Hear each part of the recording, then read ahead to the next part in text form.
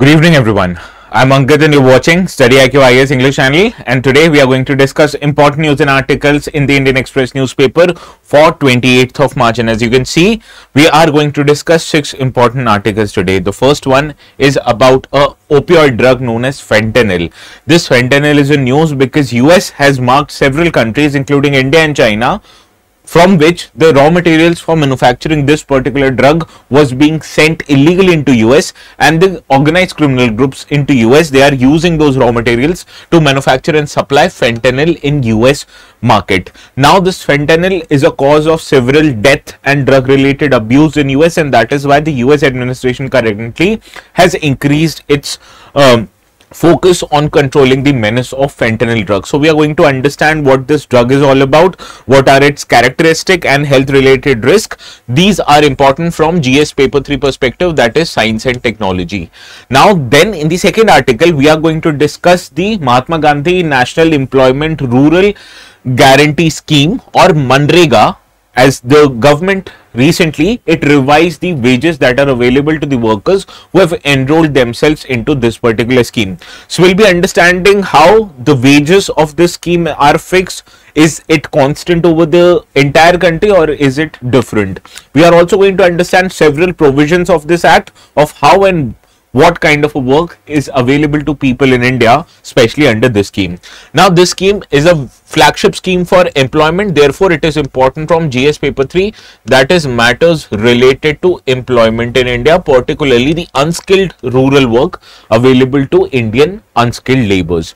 Then in the third article we'll be understanding the Financial Action Task Force, as a recent meeting happened in Delhi, which was organized by both Ministry of Finance and the RBI, and RBI governor has made certain statements. So in that regard we are going to understand what role does FATF plays in combating terrorist financing as well as combating the menace of money laundering. So these kind of an article, these are important from GS paper 2 perspective because it is an international body, and also from internal security perspective because it deals with matters like anti-money laundering as well as terrorist financing, both of which are part of internal security. Understood?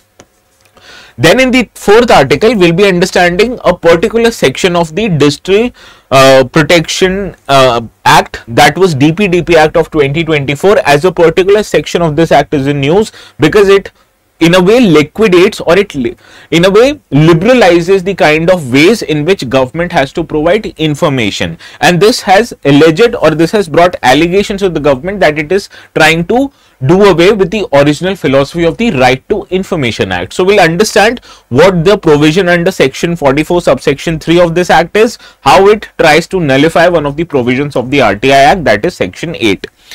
And in the fifth article we'll be understanding the health risks of Martian dust, because a study was recently conducted particularly in the view that in upcoming decade both Chinese as well as US, they have planned their missions or manned missions on Mars, but there is also a susceptibility that Martian dust, it poses health risk to the presence of human. How does it pose health risk to humans? We'll try to understand this in our today's discussion. And the last article of the day, which is a detailed discussion on India's bioeconomy.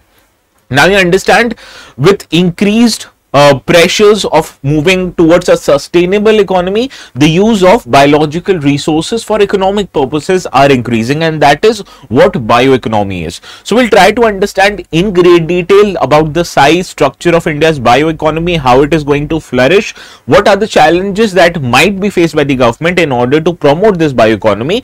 All of this we are going to discuss today. Now the notes for the session will be available as usual immediately after the session ends on my Telegram channel ATS Live. So the viewers who have not subscribed to this channel, please do not forget to do so.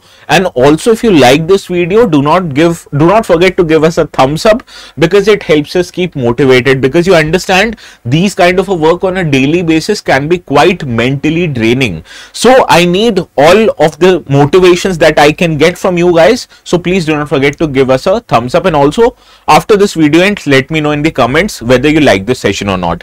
Now I understand right now the focus of the entire UPSC community must be primarily on UPSC prelims, but you have to understand that prelims is not the only stage of UPSC examination, it is one of these stages.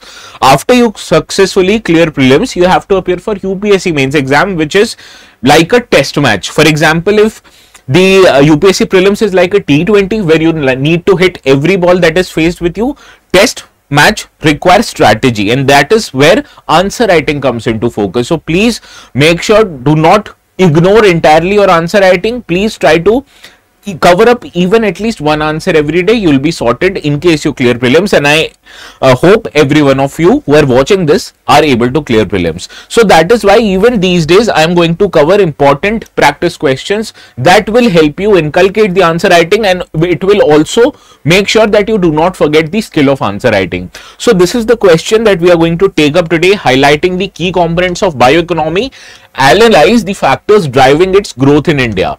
Also examine the major challenges faced by India's bioeconomy and suggest measures to overcome them. This you have to write in 250 words. So let us start our today's discussion.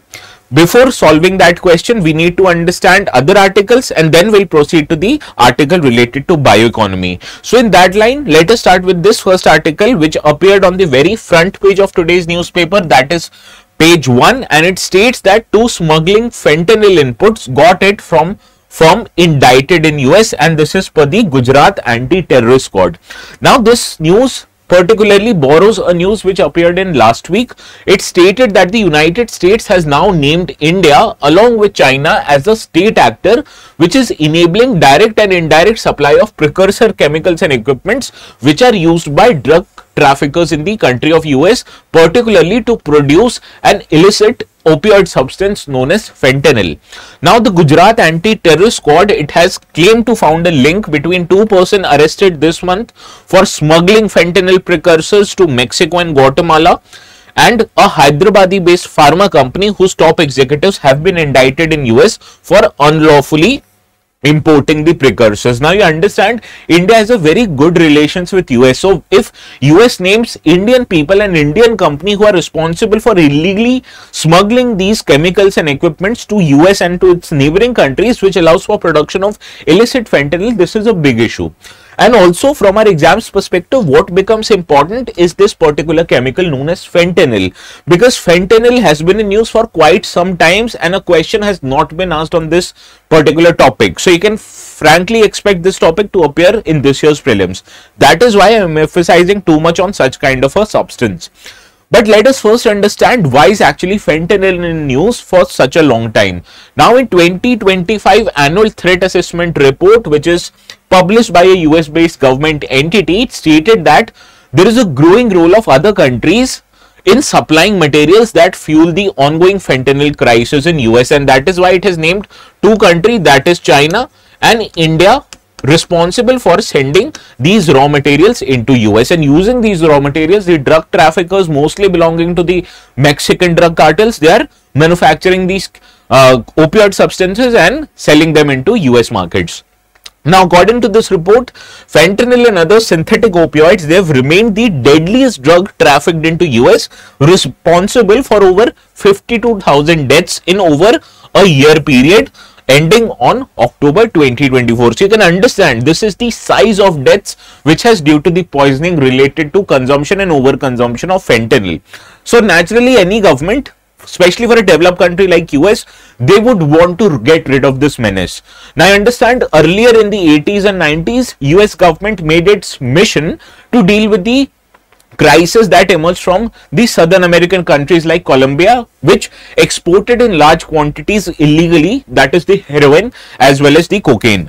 Now the main health issue or the main problem in US is the use of fentanyl. So now the Trump administration has intensified its crackdown on fentanyl trafficking and has even linked trade policies with certain countries to their role in their illicit drug supply chain. So in a way, US government, particularly the Trump administration, is saying that we will impose certain kind of trade related sanctions on you in case you do not crack down on these kind of illicit imports or exports into US market, right? So this is what the development is. Now in this regard, what becomes important is the class of drug, one of which is fentanyl. These class of drugs are known as opioids. Now these are drugs which are either derived from or chemicals, or they mimic natural substances which are formed in opium poppy plant. Now, common opioids which are in use, they include oxycodone, morphine, codeine, heroin, as well as fentanyl. Now, these drugs, they work by binding to opioid receptors in your brain, which helps you block the pain signals, as well as it produces a sense of pleasure or euphoria. And it is this euphoric effect which this kind of a drug creates, which makes them, or which makes users of these kind of drugs get addicted to these kind of drugs. Okay, so this is why it is highly addictive, leading to dependence and then to its misuse. So that is why these kind of a drugs create a habit of you getting addicted to these kind of drugs. Now, especially let us understand about this fentanyl drug, because it has been in news. Now, it is a potent synthetic opioid. So, opioid substances, they can either be derived naturally from opium poppy plants, or they can be derived from chemicals. So, this fentanyl is a chemical based compound, right? Now, it is used as an analgesic, which means it helps you relieve with the pain, and also as an anesthetic, which helps you get dizzy. Now, other opioids known as oxycodone, morphine, codeine, heroin, etc., they cause euphoria and pain relief, but are highly addictive, as I have already told you. Now, in terms of other drugs, fentanyl is 100 times stronger than morphine and 50 times more potent than heroin. So that is why you understand why these drug cartels are focusing especially on fentanyl, because it is much more stronger and potent than other available natural or chemical opioid substances. And what are the health risks, or what are the other risks that are associated with fentanyl? Now, in cases of health risk, the overdose of fentanyl can cause your pupil size to change. It can cause cyanosis, which is a cause of blue skin due to lack of oxygen, and it also can cause respiratory failure leading to death, etc. Similarly, it is also a very highly addictive substance, and it provides instant relief to the users, but the effect wears off quickly. So that is why users of these kind of fentanyl, they have to frequently use this substance, and it leads to addiction. Now, many people, they start off with the prescription opioids, but later move on to stronger illicit drugs like fentanyl after their prescription ends. So that is why it is quite highly addictive in nature. Originally, it was designed to help provide patients with the pain relief as well as the anesthetic kind of an effect, but now we have seen that people get addicted to it, and that is why it leads to misuse. So that is why any government, especially US, wants to curb down the use of such kind of a drugs. Now, good evening, Shushmita, Yashi, Augustine, Sarang, Niranjan, Suraj, FTY, Amar, Jatin. Evening everyone. Hi Amar. Now let's see if you are able to solve this question. This is the practice question. Consider the following statement regarding opioids and fentanyl. Opioids are class of drug that include both natural and synthetic substances, primary use for pain relief. Now, fentanyl is a naturally occurring opioid derived directly from opium poppy. And the third statement, the misuse of opioids like fentanyl has contributed to a global rise in opioid related overdose death. Which of the following three statements are correct? Please let me know. You have to identify correct statement in this question. SS Talks says option D. Sarang says option C. Yashi says option C. Well, let's see. First statement is a straightforward one. It includes both natural and synthetic substance. So first one is correct. Third one, the misuse of opioid has led to overuse death in many countries, including US. Third one is right. Fentanyl is a chemically derived compound, not a naturally occurring opioid. Heroin is a product which is directly derived from opium poppy. Fentanyl is a chemical based compound, right? So second statement becomes incorrect. Naturally, therefore, option C is the right answer. Do not worry, SS Talks, if you get your answer wrong, no problem in that. The purpose of these kind of sessions is that even if you make mistakes here, the purpose is not to make mistakes in the prelims examination. Okay, so please do not delete if there is a wrong answer if you have given. There's no point in getting ashamed of that. Everyone can get the answer wrong. Okay. Now, let's move to another article. This article appeared in the page 7 of the Indian Express newspaper, and as you can see in this article, it has been reported that the central government has increased the Narega wages by 2 to 7% for the next financial year, right? So, this is the article. Now, the context of this article is the central government every year hikes the wages of the Manrega based on certain kind of an index. This index is known as Consumer Price Index for agricultural labor. Now this kind of an index, it is published by the Labor Ministry or Labor Bureau. Sorry.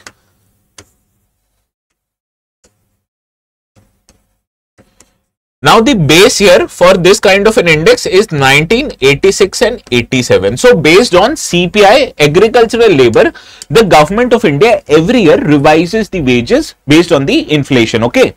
Now center has hiked the wages under the Mahatma Gandhi Narega year for the range of 2 to 7% for this financial year, and this particular scheme, it functions under the Ministry of Rural Development, which is the nodal ministry, and this runs the Rural Job Guarantee Program, and it issued a notification revising the Narega wages. So this is the context of our today's discussion. From this context, what did we understand? That every year, based on the inflation, center hikes wages, and to underestimate or to estimate the inflation, center uses this particular kind of an index, that is CPI for agricultural labor, which is published by Labor Bureau every month, and it is published with the base year of 1986 and 87. Now recently there has been a debate going on whether to replace this CPI-AL with CPI for rural labor or CPI for rural, but these are just proposals. So even today the agricultural labor wala CPI, it is used to revise the wages for the Manrega. Understood?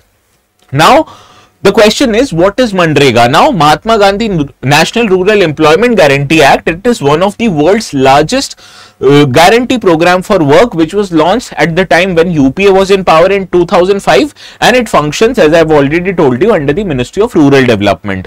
Now, the primary objective of this scheme is to guarantee at least 100 days of employment in every financial year to adult members of any rural household. So if the question appears that is it available only to poor households, the answer would be incorrect. It is available to all rural households, provided that the people are willing to do public related work, which are unskilled manual labor work. Understood? So it is available to all people living in rural area, and people who will enroll for this scheme, they will at least get 100 days of manual labor work. So this is what the scheme highlights. Now, there are some cases in which government can provide even additional work in addition to 100 days. Now, technically, the software which is used to provide the Narega work, it has been logged for 100 days, but there are provisions in the Manrega Act where government can provide additional days of work, as much as 50 additional days of work. Now, these are provided in certain circumstances. For example, every scheduled tribe household living in a forest area, they are entitled to get 150 days of work under Manrega, that is 100 plus 50 days of work, provided that such families have no other private property except for the land rights granted under the Forest Rights Act of the year 2016. Similarly, Government of India under Section 3 of the Manrega Act, it can provide that an additional 50 days of work will be available, which will be unskilled manual work in every financial year, in those rural areas where drought has been announced or there is another national calamity that has been happened as per the Ministry of Home Affairs. If those national calamity of drought has been notified in a particular rural area, people living in those rural area will have access to additional 50 days of work. So these are the conditions where extra 50 days of work or option for extra 50 days of work is available, right? So the Act therefore says at least 100 days of work. Now, what is Manrega? Now, Manrega, it provides a obligation on the government, that is a legal obligation on the government to provide work to people who have registered to seek work under Manrega. Now, this act aims at addressing the cause of chronic poverty through right-based framework. Now, we saw many right-based framework were enacted back in 2010s. It was Right to Information Act, Right to Education Act, Right to Food Act under National Food Safety Act. So these are kind of right-based framework, one of which is also Mahatma Gandhi National Rural Employment Guarantee, that in this government provides that you are eligible to get at least 100 days of work. Here people are eligible to get information from the government department. Here students belonging to 16 to 14 years of age, they are eligible to get education. Similarly, people who are beneficiaries under the NFSA Act, they are able to get food grains by law. So this mandates the government to provide certain kind of benefits to people. So this is what right-based framework is all about. Now under Manrega Act, at least 1/3 of the beneficiaries have to be women. So therefore, it is quite an inclusive type of a scheme, that it does not provide wages or work to men. It also includes that at least 1/3 of the beneficiaries should be women. Also, wages must be paid according to the statutory minimum wages, which is specified for agricultural labor in the state under the Minimum Wages Act. So from this statement, what we guess or what we understand is that the wages, they depend or they vary as per the state. For example, the highest amount of Manrega wage which is available currently in India as per the latest revision, that Haryana or workers in Haryana, they get wages of rupees 400 for their day work. Understood? Similarly, the minimum wages under Manrega is available in state of Nagaland as well as Arunachal Pradesh. As per the latest amendment, it is rupees 241 per day. So the wages for Manrega, it fluctuates between 241 minimum and for maximum it is 400 days. So it varies as per the state. Understood? So these are how the wages are determined. Wages are changed by central government every year as per the CPI agricultural labor, and it also varies state by state. That is maximum in case of Haryana at rupees 400 for every days of work. It is minimum in case of Nagaland and Arunachal Pradesh, which is 241 for every days of work. Now this varies because you understand the cost of living might be different in very different states, right? For example, in Northeast, which is lesser developed economically, so that is why you'll see all the Northeastern states have a less amount of minimum wages, whereas more developed states like Goa, Haryana, etc., they have a higher minimum wages. Now this is a demand driven scheme, that whenever the opposition alleges that the government has made a very less budgetary allocation for the scheme, the government in its defense side that this is a demand driven scheme, that the demand for the scheme emerges from the lowest strata of the society, that is the Panchayati Raj institution. On the other hand, there are top down schemes which are implemented by the state government, and here state government allocates the money or funds based on the number of beneficiaries. But technically, for beneficiaries in case of Manrega, it can change because people themselves have to get registered in order to seek work. Government will not automatically provide you the work. So that is why this is a demand driven scheme, as it is a legal backed guarantee for any adult to get work within 50 days of demanding that work. If the work is not provided to the person who has registered under Manrega for as much as 15 days, then the government will provide them with the unemployment allowance. So that is why it is a right based frame, and it is also a demand driven scheme.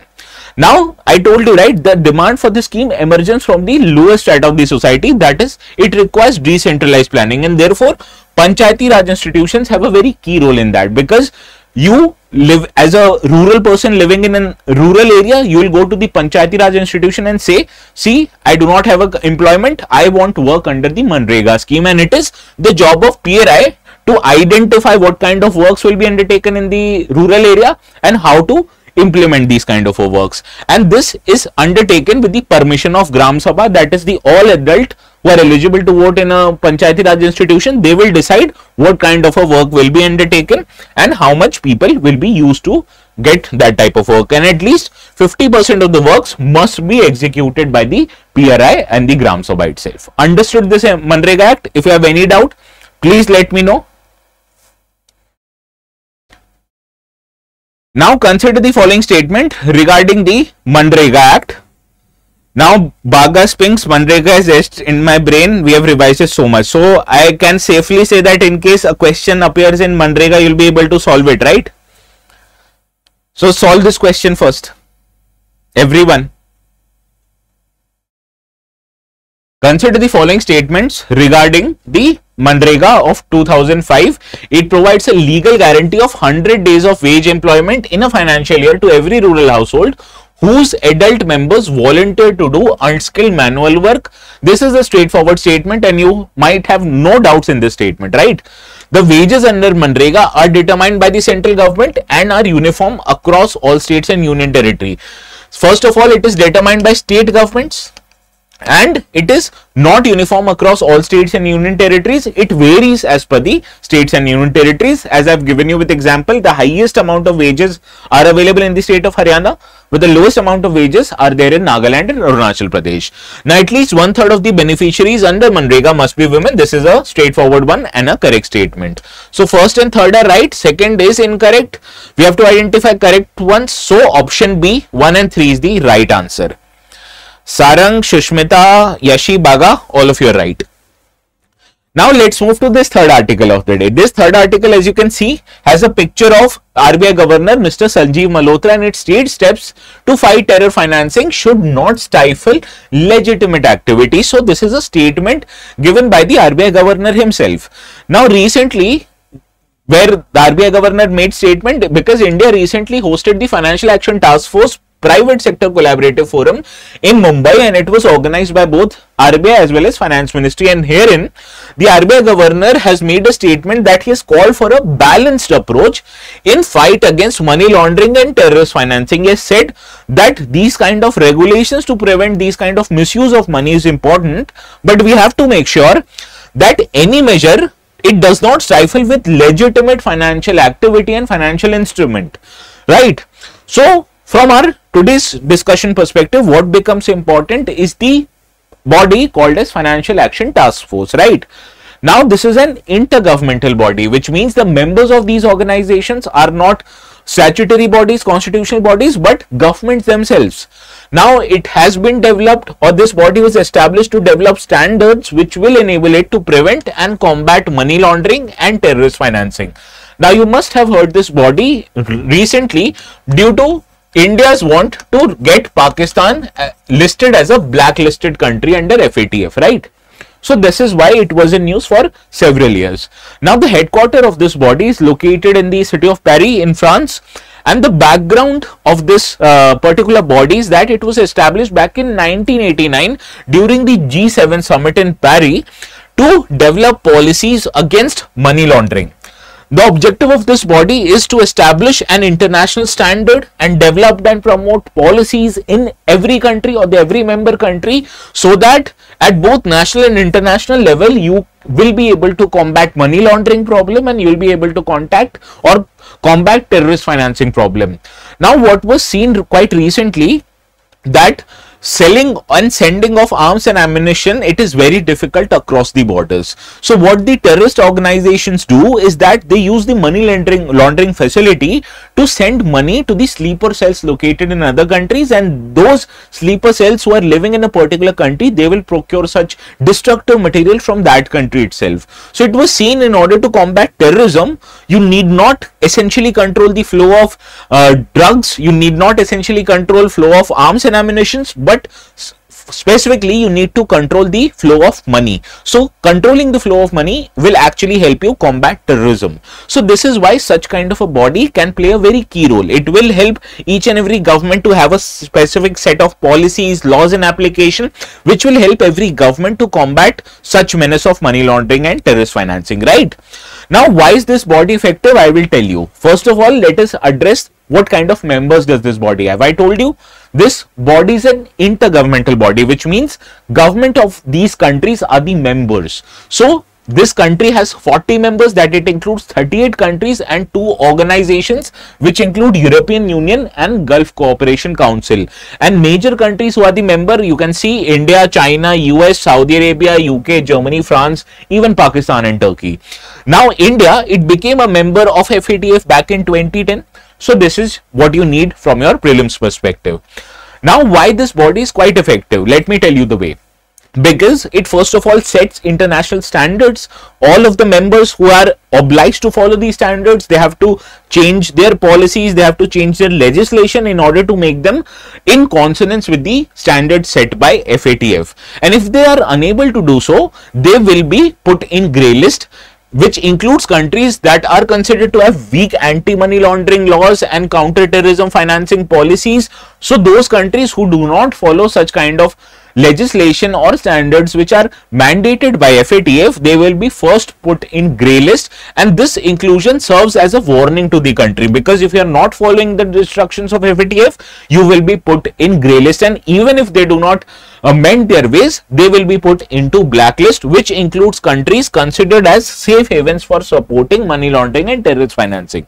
Currently, the countries who are placed in blacklist, they include Iran, North Korea and Myanmar. So these are the three countries who are currently placed in blacklist. Now, earlier Pakistan, as you can understand, is a country which perpetrates terrorism, particularly in India. So India made it a point to get Pakistan included in the grey list. But then Pakistan faced many sanctions, many kind of a bad name. So that is why Pakistan mended its ways and changed its anti-money laundering as well as terrorist financing policy. So that is why it is off the grey list now. Now let us understand what are the effects of any country if it is placed in the blacklist. Now, effects of countries placed into blacklist are that no financial help will be given to these countries from the international organizations like IMF, World Bank, ADB, European Union. These bodies will not finance any kind of a projects which is provided in the countries loaded in blacklist, and also they will also face a number of international economic and financial restrictions and sanctions which will actually cripple their economy. So it is a very bad idea for any country to be placed in blacklist. So that is why this acts as a deterrent. So if they do not mend their ways, they do not follow the standards set by FATF, they will be placed in the blacklist. So this is why this FATF is quite an effective body. Understood? Now let's understand the practice question, or let us try to solve this practice question. Okay, consider the following statements regarding the FATF. FATF is an intergovernmental body headquartered in Geneva, Switzerland, that sets global standard to combat money laundering and terrorist financing. India is a full member of FATF and it participates in global effort to combat financial or to curb financial crimes. Countries on the FATF blacklist face financial restrictions from international institutions such as IMF, World Bank and ADB. Which of the following are correct? Is or are correct? Please let me know. Well, as you can see here, the last option is 1, 2, 3. So please do not give an excuse that you were not able to see the last option. Okay.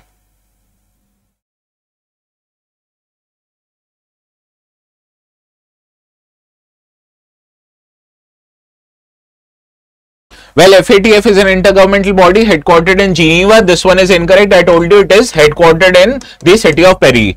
And India is a full member. Second one is correct. Third one is correct. 2 and 3 are right. We have to identify correct one. So option C is the right answer. Okay. Yes, every one of you. Sarang, Bagaspings, Amar, Yashi, Shushmita, all of you have gotten this right. Now this I dealt with the body called as FATF. Now FATF deals with the issue of money laundering as well as terrorist financing.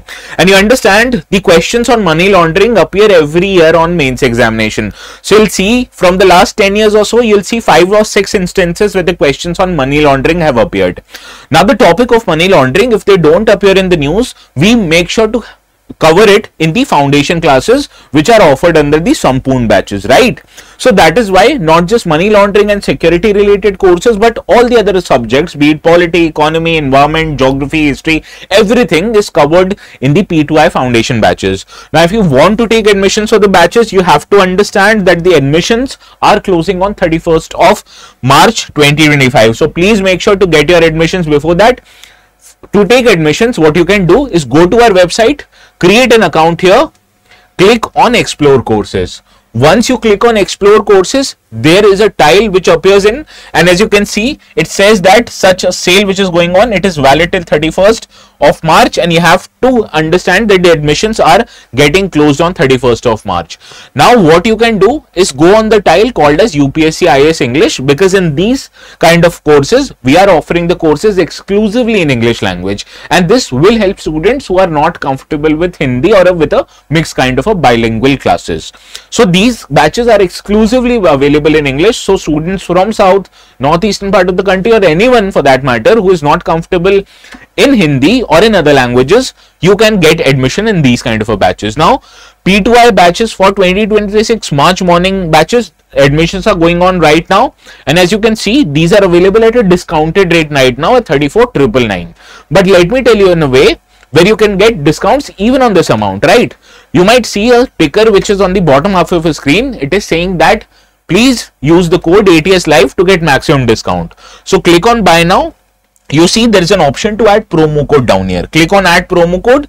You are required to enter a coupon code here, and the coupon code that you will get a maximum discounts with is known as ATS Live, and click on apply.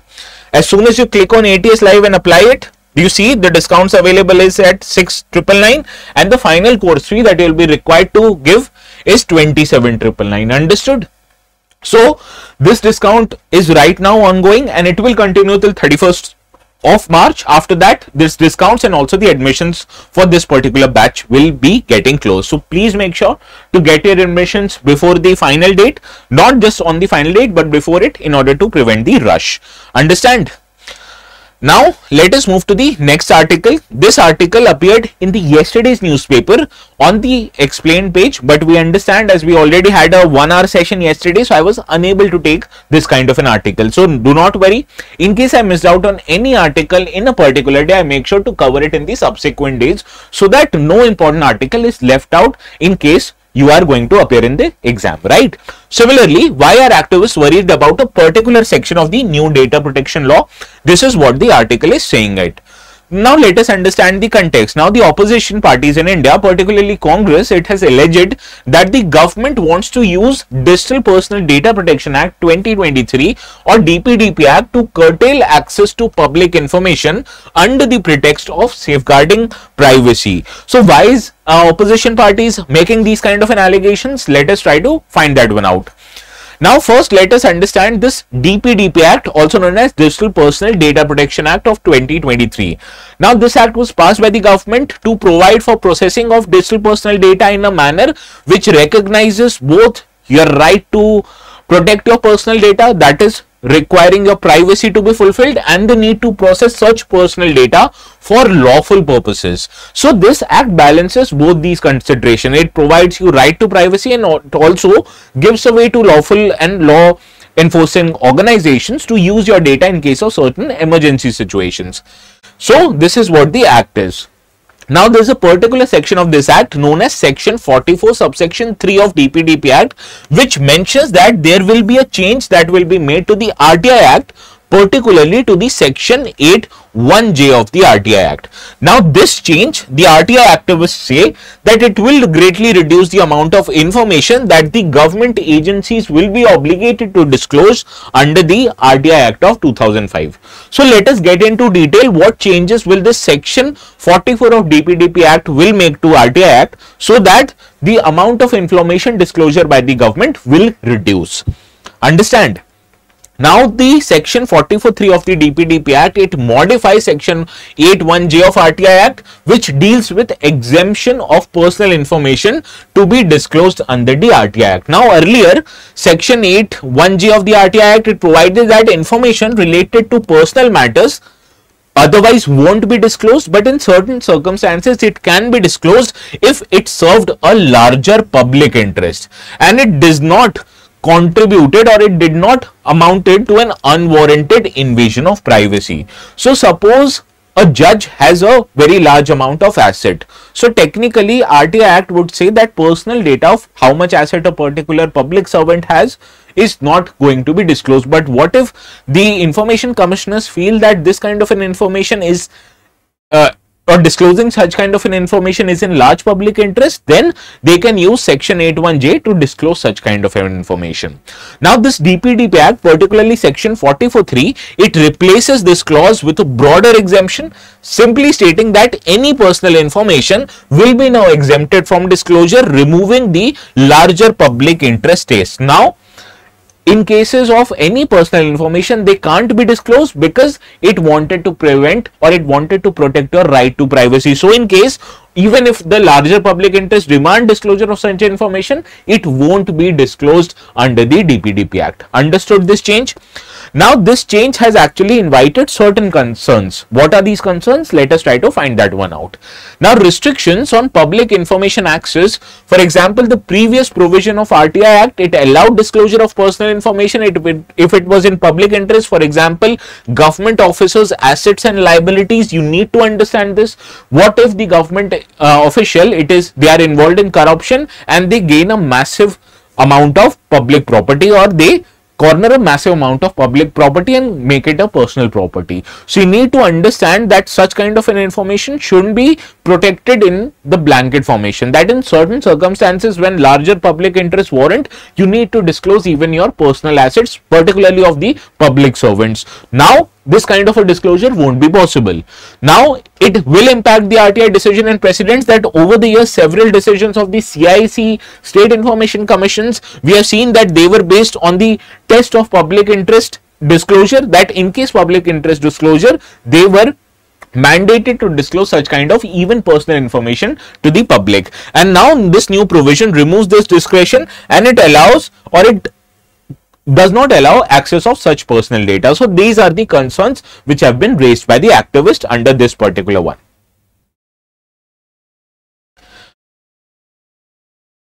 Now let us understand this next article, which also appeared in the yesterday's explain section. Now this article states that the Martian dust, it may pose health related risk to astronaut due to a study which was recently found out.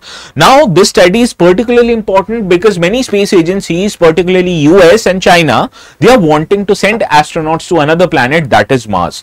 So how this particular Martian dust will actually pose life threat to these kind of astronauts, let us find that one out. Now Martian dust and its characteristics, it poses certain risk. First risk is the size of Martian dust particles. Now you have to understand these Martian dust particles, they are extremely fine in nature, only about 4% of the width of human hair. So these are so small that they are able to penetrate quite deep into your lungs and enter the bloodstream, making it even more hazardous than the larger particles. Similarly, dust particles which are available on Mars, they are smaller than the minimum size that human lungs mucus and expel. So even if the dust it enters your lungs, the lungs won't be able to expose or expel these dusts out of your respiratory system, and this increases the risk of lung diseases. So this is the risk posed by the size of Martian dust, because it is so small that only about 4% the width of human hair. So you can understand the size of Martian dust. Now there are also many toxic components which are present in the Martian dust. For example, silica dust, which is known to cause silicosis, which is a common lung problem which happens in coal miners. It has presence of iron which can lead to oxidative stress and lung damage. It has percolates, which are highly toxic chemicals that affect how your thyroid functions. It also has gypsum, which is a calcium sulfate mineral, and it causes respiratory irritation. And it also has the most deadly one is the presence of heavy metals like arsenic and chromium. Arsenic, it leads to poisoning of an organ damage, and chromium, it leads to lung diseases and toxicity. So these are the presence of toxic components in the Martian dust, which in addition to its smaller size can pose certain kind of an health risk. Okay. Now Martian dust, there is also a chance that you will be exposed to severe form of radiation. Now Mars has no protective magnetic field unlike Earth, therefore it increases the overall exposure to the radiation, some of it which can be quite harmful. Further, there are frequent dust storms. Mars, it experiences regional dust storms every Martian year, and you have to understand year on Earth is 365 days, year on Mars lasts about 386, almost 387 Earth days. Understood? So these are what is important from your prelims perspective. Now let us see if you are able to solve this question. Quickly everyone, Kaizen, good evening.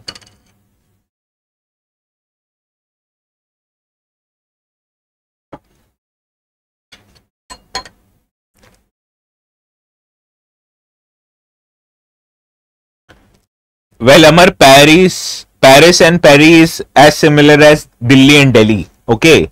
So Delhi is an English name, but we all know Delhi is actually was in local languages known as Delhi.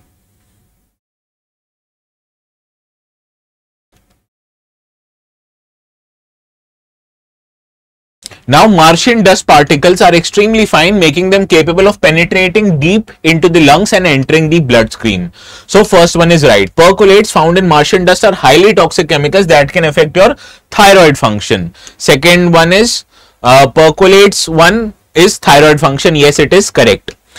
Mars lacking a protective magnetic field increases radiation exposure for astronauts. So which of the following statements is or are correct? Third one is also right. Therefore, option D is correct. All of these statements are correct. So Yashish, Shushmita, Sarang, This time you've gotten it wrong.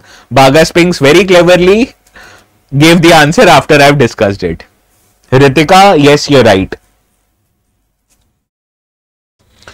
Now let's move to the last article. This article appeared in the explain section and states that the status of India's bioeconomy, how to sustain further growth. So in a way, this article beautifully presents you the details about India's bioeconomy, and the context of this discussion is actually the Indian government's Department of Biotechnology published a report known as India Bioeconomy Report, which highlighted the status of India's bioeconomy, and this also considered, or this also provided the size of India's bioeconomy. And as you can see, in the last 5 years this has continuously risen, and it is expected that the size of India's bioeconomy will continue to rise at this exponential way, right? So in this regard, let us understand few facts related to the India's bioeconomy sector. Now, in terms of current value and growth, India's bioeconomy is valued at $165 billion in 2024, contributing to about 4.2% of India's GDP. Now, this sector has nearly doubled from $86 billion in 2020, and it is projected to grow to about $300 billion in 2030 and $1 trillion in about 2047. Now, major contributors to this growth is industrial sector, which contributes about 50% to the India's bioeconomy. Industrial sector in a way contributes to biofuels, bioplastics, etc. Right? Similarly, pharmaceutical sector, especially development of vaccines. Vaccines, you understand, utilizes biological functions of bacteria, viruses. It contributes 35% to the India's bioeconomy. Similar, the most active and the most growing sector is the field of research and IT. As you can understand, biotechnological coding and other research activities like development of vaccines all are covered into it, and this is the fastest growing sector in India's bioeconomy currently. So these are the major contributors. Now let us understand what is bioeconomy after all. Any economic activity which derives from the use of biological resources like plants, animal, microorganisms, and even the biological processes to produce goods and services, all of this economic activity are categorized into the bioeconomy. And there are few characteristics that you have to understand. First of all, it utilizes renewable biological resources. It focuses on sustainable and eco-friendly production processes. It encourages the circular economy principles, which minimizes wastage and maximizes the use of your resources, that is resource efficiency. It drives innovation in areas like biofuels, bioplastics, and biopharmaceuticals. So these are the areas which has application in form of bioeconomy. So these are the areas, quite simply for your knowledge, that industrial applications of bioeconomy is the generation of biofuels, manufacturing of bioplastics, which you understand is quite effective if you have to deal with the problem of normal plastic pollution. Similarly, biodegradable chemicals and industrial enzymes, all of these are example or industrial applications of bioeconomy. Similarly, in field of agriculture, development of genetically modified crops, biofertilizers, biopesticides, these are agricultural applications. Healthcare and pharmaceutical applications, the most famous ones, all of you have them in your body right now: vaccines, biomedicines, gene therapy, diagnostics. Environmental applications are bioremediation, which uses microbes to clear and clean pollution, waste to energy conversion, carbon capture. And similarly, in research and bioinformatics, that is genetic engineering, synthetic biology, clinical trials, including the bioinformatics. So these are the applications of bioeconomy. Now let us understand the reasons why India's bioeconomy sector is growing so much in the recent times. We understood it has doubled in the last 5 years from 2020 to 2024, right? So first is there is a rising demand for sustainable solution. Now you understand what is the most rising demand in the energy sector? To manufacture renewable energy. And how is government of India trying to reduce its dependence on petrol? That is, it is trying to use biofuels like bioethanol. So these are applications of how, using the biological processes like plants, etc., you are able to derive fuel out of it. So therefore, there is a rising demand for sustainable solution and growing concerns over the climate change, environmental degradation, resource depletion, and therefore there is an increased need for bio-friendly alternatives. Similarly, you are witnessing a great demand for bioplastics, biofuel, as I have already told you. These are the applications of the sustainable solutions, that is bioeconomy to meet sustainability in the Indian economy. Similarly, technological advancement in the field of biotechnology, that is rapid progress which is happening in genetic engineering, synthetic biology, bioinformatics, have expanded the scope of how you use bioeconomy for your day-to-day activities. For example, innovation in the CRISPR gene editing and microbial fermentation has improved the efficiency of biomanufacturing, that you can not just use the natural occurring plants, but you can also change them with the help of CRISPR gene editing, which will help you get the best result or the desired result out of those microorganisms. Similarly, there is an increasing investment and the government support, because Government of India particularly, it is promoting bioeconomy. We have already told you, Ministry of Road and Transport, it is emphasizing on blending petrol with ethanol, that is E20 fuel.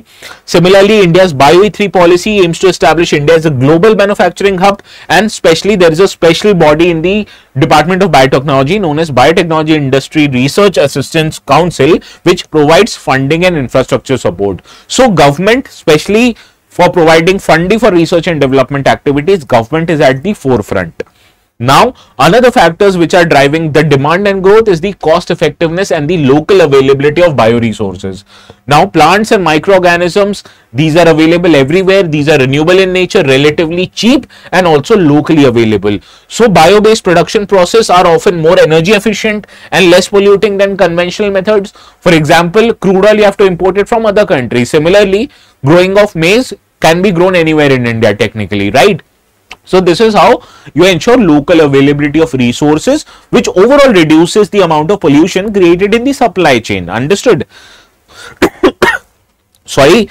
Also, global shift towards circular economy is a way in which not just India but other countries are also wanting to make their economy more sustainable. So we'll see not just the demand for these kind of products is there in India but also in other countries. So therefore, Indian companies would not just want to fulfill the domestic demand, but they'll also want to export their products to other countries, and therefore this is driving the growth and development of bioeconomy in India. But there is no challenge in this regard? Obviously there is not, because there are many challenges. First and foremost is the regulatory uncertainty, because there is a lack of clear and consistent regulatory framework for biotechnological innovations, continued reluctance to approve genetically modified crops. As we have seen in the recent years, government has dilly-dallied around introducing genetic modified mustard in India, because we see the only genetically modified crop which is applicable or available in India legally is the GM cotton. But you understand, cotton is not something which you consume or which is not something edible, right?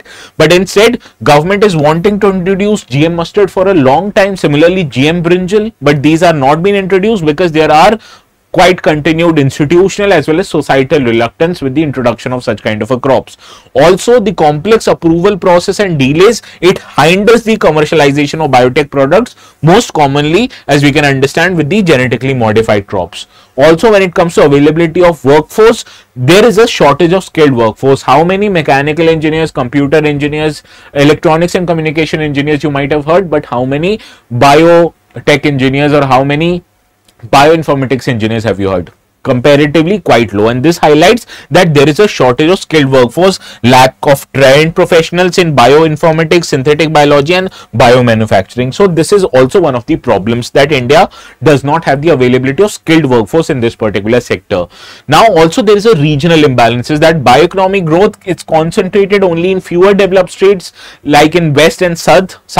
Maharashtra, Karnataka, Telangana, Gujarat, Andhra, they contribute about 2/3 of the sector's value, whereas the country which has huge amount of biological resources, or the part of country that is eastern and northeastern area, they only represent less than 6% of total bioeconomic value. Also, in terms of R&D investment, India sees inadequate funding for biotech research, particularly from the private sector, because we understand about 2/3 of total money for R&D functions in India, it is provided only by the government. So it is the private sector that has not participated, especially in the field of funding and research and development activities. Now this is contrary to the developed countries. In countries like US, China, European Union, you see the main emphasis and the main funding to any research and development activities, it is provided by private sector, and this is reverse in case of India. So this is one of the few problems. Understood the problems?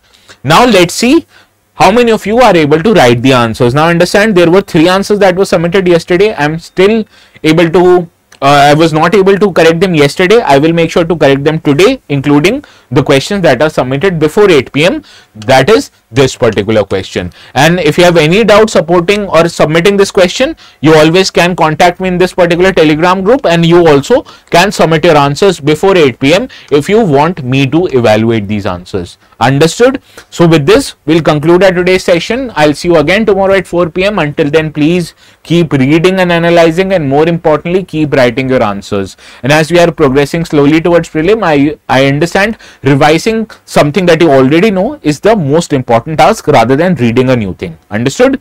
So I'll see you again. Please have a very good evening and a very pleasant good night.